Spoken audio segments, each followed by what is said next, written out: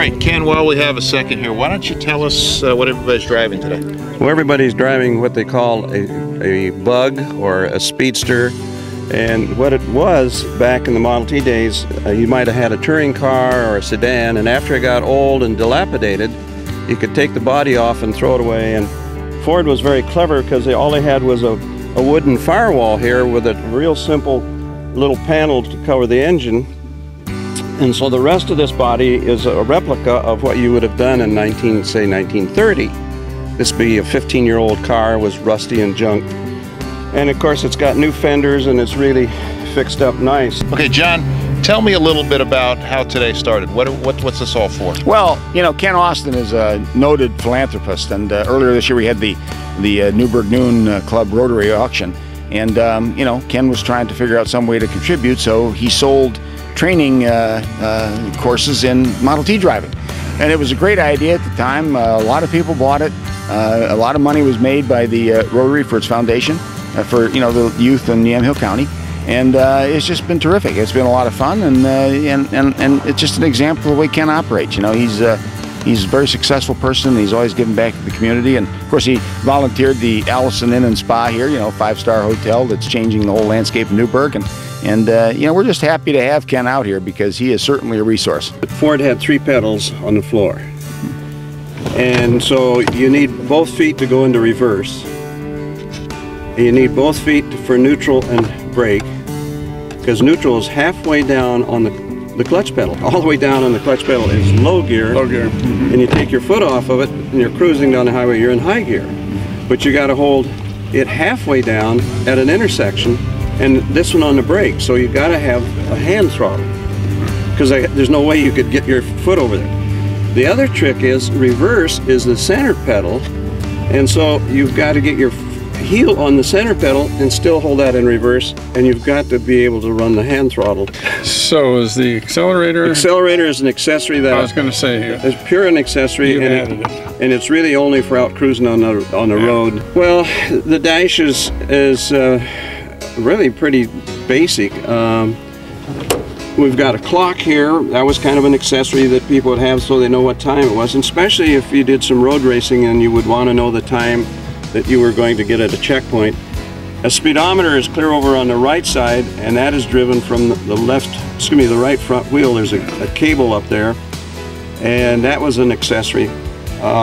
Model Ts didn't have any oil pressure, and you notice an oil pressure gauge because there is an oil pump on this vehicle and a drilled crankshaft, so there's full pressure to the engine, and that's because it's a souped up, supposedly like a hot rod engine. The switch that I can hardly reach, and I'll kind of get out of the seat to show you, but this is off, 0 or O is off, and that's start, and this would be parking, so that if you had a little light during parking, and here would be your bright lights. So this thing did combination of headlights, parking lights, and then back in just starting in the daytime.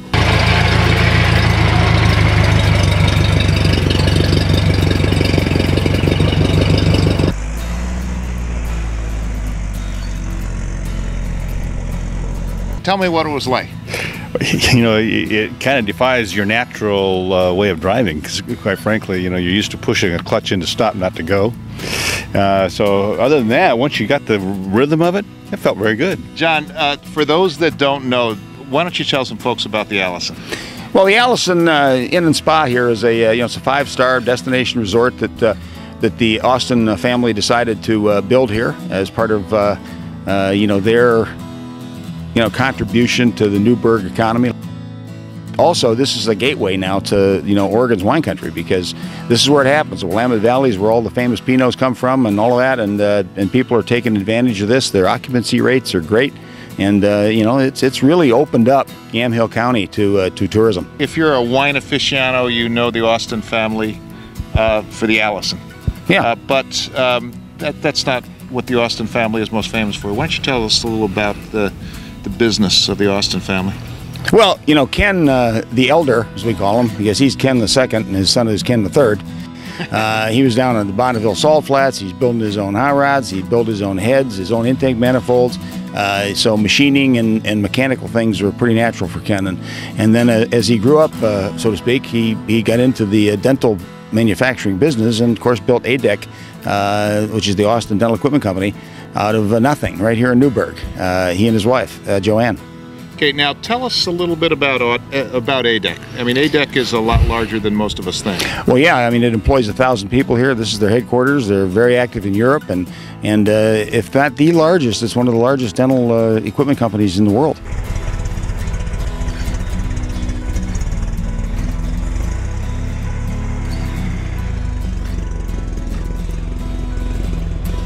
Is he a quick study? He's a quick study. Okay, because yes. you picked it up very well. It was a great little car. I mean, I didn't realize how many different levers there were to be able to make it go, you know, from high gear to low gear and all that. But it was really interesting. What's the hardest part of driving a Model T? Being afraid that you're going to ruin someone's pristine Model T. Baby, yeah. Hey, John, you've been associated with Ford for more than several years. Why don't you give us a little bit of your background with Ford? 39 years. 31 years with Ford Corporate and 8 years here at the dealership at Newburgh Ford.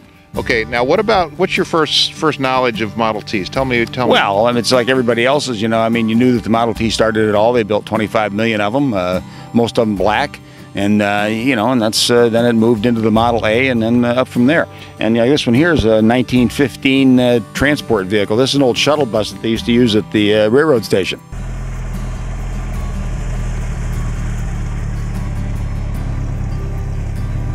Now, Ford has come a long way. Why don't you tell us what else we got here today? Oh, well, you know, we thought it would be kind of nice to bring the, you know, an example of how far we've come and what a contemporary vehicle is. And you've got here, you know, 17 horsepower Model T, and right beside it there's a 540 horsepower, you know, GT Shelby Cobra. So, and then the next one over there is a Raptor, which is the Baja-ready truck that Ford is building now. That's, I mean, that thing it will go just about anywhere.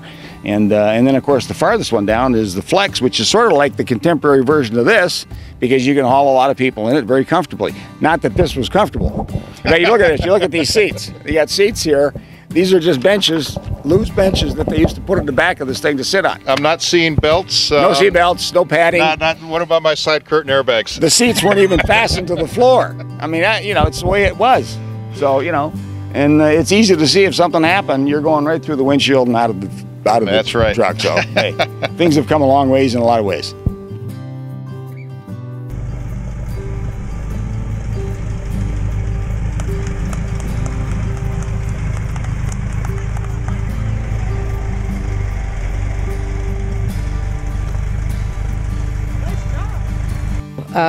The car is just adorable. That's probably the wrong word, but I love it. It's a great little car.